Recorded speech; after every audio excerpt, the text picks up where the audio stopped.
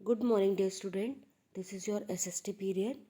In previous class, we did exercise of lesson number 9, Life in the Desert. Today, in this class, we will do question answer of lesson number 9. So, let's start. Here, question number 1 is, what are the two type of desert found in the world? It mean कि world में जो to type के desert हैं वो कौन से desert है। World में जो टू टाइप के डेजर्ट मिलते हैं वो कौन से डेजर्ट्स हैं।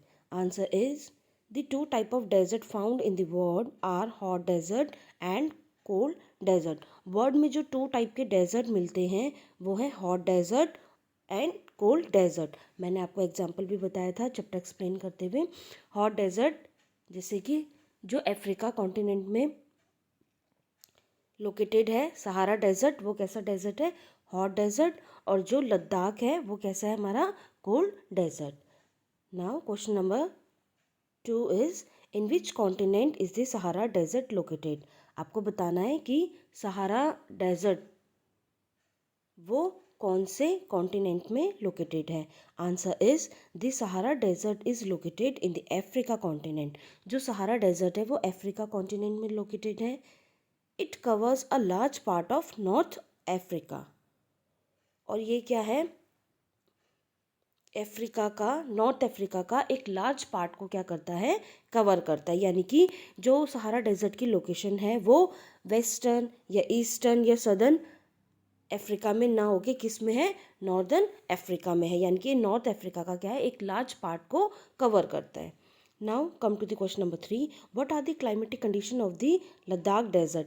आपको लद्दाख डेजर्ट की क्लाइमेटिक कंडीशन बतानी है। Answer is Ladakh is a cold desert that lies in the Great Himalayas. Ladakh कैसा है, एक कोल्ड डेजर्ट है और जो कि कहाँ पे है, ग्रेट हिमालयाज पे है। The altitude of Ladakh varies from 3000 metre to 8000 metre. और जो एल्टीट्यूड है लद्दाख का, यानी कि इसकी जो ऊंचाई है वो क्या है, 3000 मीटर से 8000 मीटर तक है। Because of which the climate is very cold and dry. और इसलिए यहाँ पे क्लाइमेट कैसा है, काफ़ी ज़्यादा कोल्ड एंड ड्राई है। The temperature in winters is less than -40 degree Celsius and the day temperature in summer is just above 0 degree. और यहाँ का जो विंटर्स में जो टेम्परेचर है वो -40 डिग्री सेल्सियस से भी कम होता है। और समर्स में जो डे टेम्परेचर होता है, यानी कि गर्मियों में जो दिन का टेम्परेचर होता है वो 0 डिग्री से जस्ट क्या होता है, अबव होता है। Now come to the question number 4, what mainly attracts tourist to Ladakh. Ladakh में ऐसा क्या है जो कि टूरिस्ट को क्या करता है, अट्रैक्ट करता है। Answer is the Gompas, glaciers, meadows, and festivities ceremonies are some of the charms that attract tourists to Ladakh. गोम्पास यानी कि यहाँ पे क्या है, बुद्धिस्ट मोनास्ट्रीज है। जैसे कि मैंने आपको बताया था इससे प्रीवियस वीडियो में मैच द फॉलोइंग कराते टाइम कि जैसे लामा यूरू क्या है, यहाँ पे क्या है, एक बुद्धिस्ट मोनास्ट्री है, ठीक। और ग्लेशियर्स हैं यहाँ पे, मिडोव्स है, मिडोव्स यानी कि घास के मैदान है। और यहाँ पे क्या है, बहुत सारी क्या होती रहती हैं, फेस्टिविटीज सेरेमनीज होती रहती है, जो कि क्या यहाँ का चार्म है, जो कि क्या करते हैं, टूरिस्ट को क्या करती है, अट्रैक्ट करती है। और यहाँ पे क्या है, एवरी ईयर क्या है, बहुत सारे विजिटर्स क्या है, घूमने आते हैं।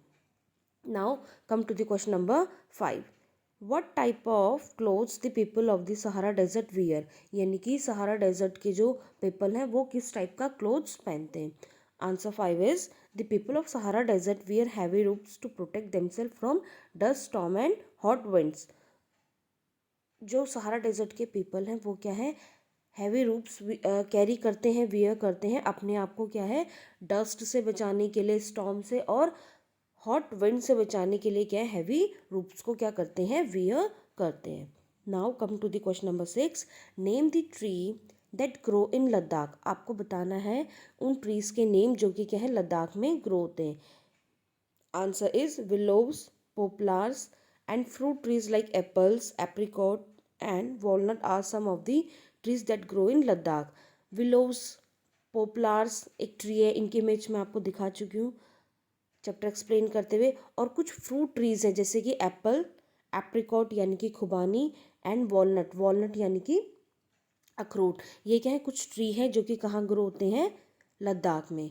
So student, before do this question answer in your geography notebook, watch this video attentively. Thank you and have a good day.